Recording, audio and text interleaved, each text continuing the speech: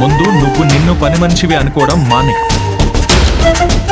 అప్పుడు నీ ఎదురుగా ఉన్న మనుషుల స్థాయి కూడా పెద్దదని నీకు అనిపించదు. వాళ్ళందరూ నీకు సమానమే అనే సంగతి నీకు తెలుస్తుంది.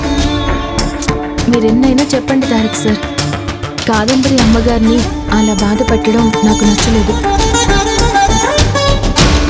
నీలవేణి చెప్పింది నిజమే తారక్. నువ్వు చెప్పావనే నేను కూడా కాదంబరి మేడంతో కాస్త దురుసుగా మాట్లాడాను, కేర్లెస్గా ప్రవర్తించాను. నాకు కూడా అలా చేయడం నచ్చలేదు.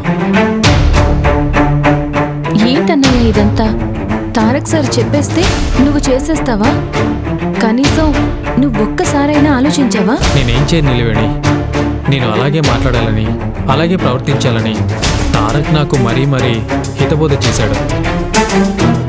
ఇక నాకు తప్పలేదు. ఇప్పుడు ఏమైందని? ఏం కాలేదు కదా, మీరిద్దరు ఎందుకంత కంగారు పడుతున్నారు? అలా కాదు తారక్, ఎంతైనా నేను కూడా మేడం గారి దగ్గర పనిచేసేవాడిని కదా. అంతేకాకుండా నీకు తల్లి అయితే నాకు కూడా తల్లితో సమానం.